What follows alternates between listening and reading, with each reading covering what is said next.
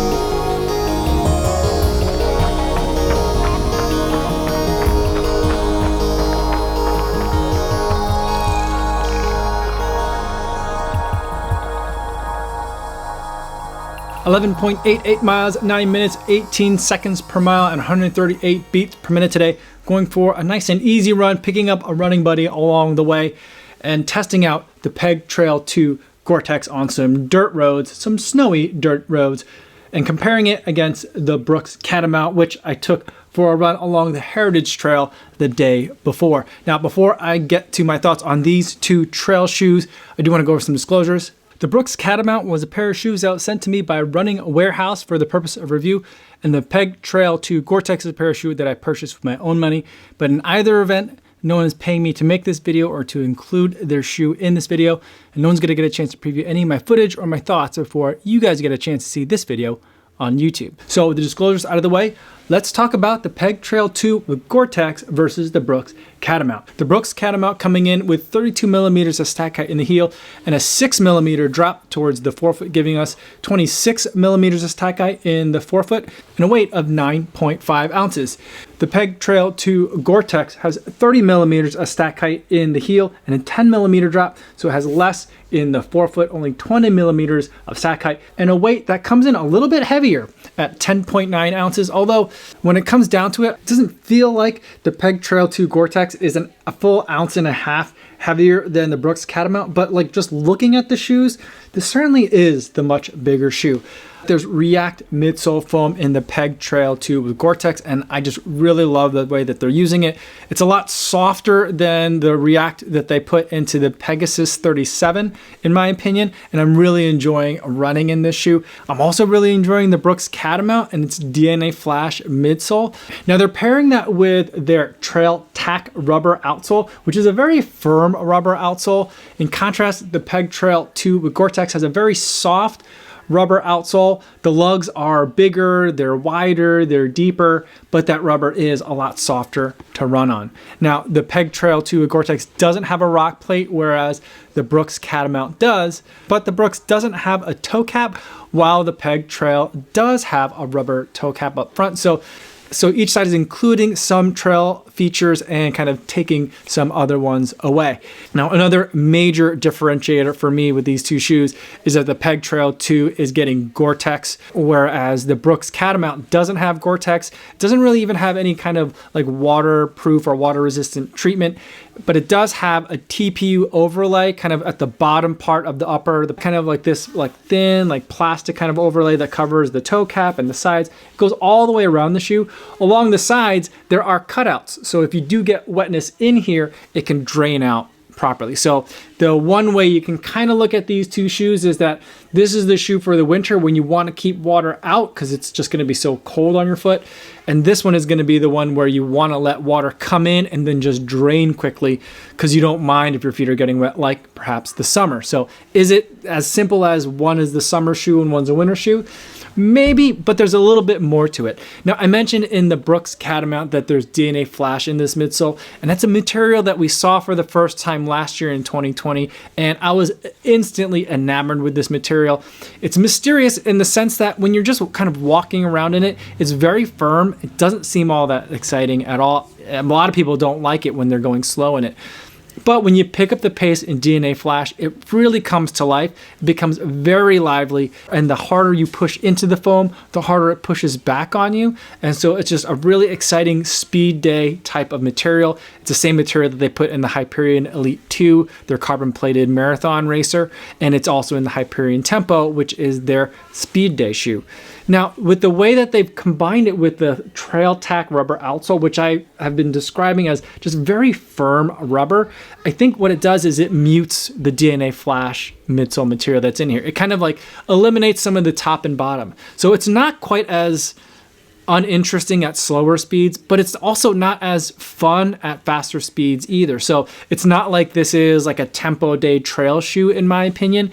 It's definitely a nimble shoe, but doesn't have quite the excitement that I'm getting from the Hyperion Tempo. It's still a very good midsole, don't get me wrong, but it's just not like, it's not exactly like a pure port of like the Hyperion Tempo to the Trail. There's something that's kind of lost in the translation just a little bit. I've told you about the downside of having this very firm rubber outsole in terms of how it's interacting with the midsole material.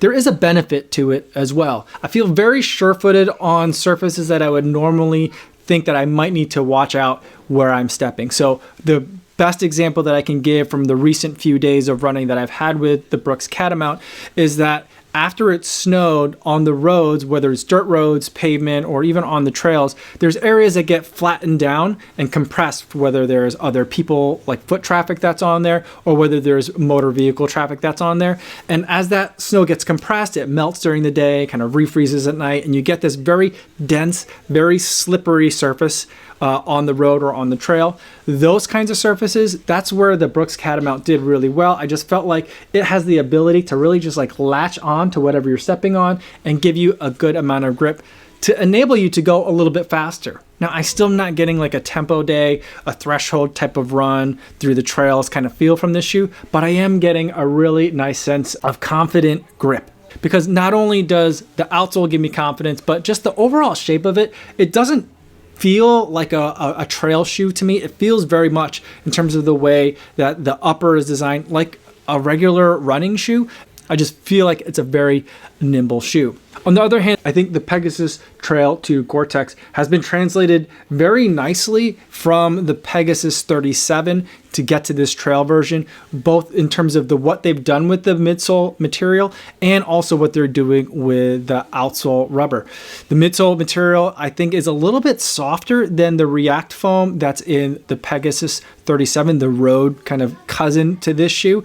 Here it's a lot softer, and I'm enjoying it not only in the trails, but also on roads, paved surfaces, and dirt roads as well. And they've combined it with the softer rubber that's on the outsole here. And I just really find it to be a very pleasant combination of materials to run on. I enjoyed it today on these dirt roads that I was running on. I had very good traction, and this is where I think it absolutely shines. And also on trails, I've done all of that with this shoe, but I really feel like the dirt roads are where I enjoy this Peg Trail 2 Gore-Tex the most. And it's just kind of a relaxed kind of ride. It definitely fits squarely in that daily trainer type of run, the kind of run that you're going to do a majority of the time. This is a really easy shoe to reach for your easy runs, your recovery runs, and even some of your longer trail runs. I do enjoy quite a bit the Peg Trail to Gore-Tex on paved surfaces, on the roads. I think it does fine. I feel like a little bit of that weight starts to come through when you're on a paved surface, but it does really well as that crossover shoe. So let's say you want to get from your house, run a little bit to that park or to that trail that's near your home. You can definitely do that in shoe. It's not going to be a problem. And then when you get to that either dirt road or trail, you're going to have a good time in that shoe as well. Again, I do think that dirt roads are where this shoe does the best, but it's pretty versatile and it could be pretty relaxed and comfortable no matter where you are. Now, with all that being said, in these versus battles, I usually like to pick a shoe that I like the most. And it's really hard for me to do that in this one because I just feel like they're two different shoes for two different scenarios. I feel like as the more versatile shoe, if I'm looking for something with a little bit more range, a little bit more versatility, I'm not sure what I might encounter, then that's when I might reach for the Peg Trail 2 with Gore-Tex. Or if it's gonna be really wet, like slushy, that's definitely where I'd look for this shoe. On the other hand, the Brooks Catamount, running through snow that's like deep, covering up to the ankles. Yes, some snow got into the shoe from up here in the ankle, but as far as from the front with just powdery snow, I didn't feel like my shoes were getting unnecessarily wet or even that wet at all. So it did pretty well in just keeping snow out. But if it were like actually slushy out, or if it was a cold, wet rain, this is not really a shoe that I would reach for. On the other hand, when I am out on the trails, if I did want to go faster, this is the shoe that I would want. So I'm really just stalling at this point. With all that being said, which one is the better trail shoe? I'm gonna give it to the Peg Trail 2 with Gore-Tex, just because for me, as someone who is primarily a road runner and I'm not scrambling up rocks, I'm not summiting mountains, this is the shoe that I'm just gonna get a lot more use out of, and it's gonna be more valuable to me in terms of being able to withstand anything that I might be able to throw at it. So those are my thoughts on the Brooks Catamount versus the Peg Trail 2 with Gore-Tex. Let me know in the comments if you disagree. I'd love to hear about that. Or if you have any questions, feel free to put them there. Or feel free to stop by the live stream that I do just about every day right here on YouTube, 3 p.m. Central Time. I'd love to talk to you guys about it more there. That's all I have for today, everybody. Thanks so much for making it all the way to the end of the video. Hopefully you guys are staying safe out there on your runs, and I'll see you in the next one. Yo, what's going on?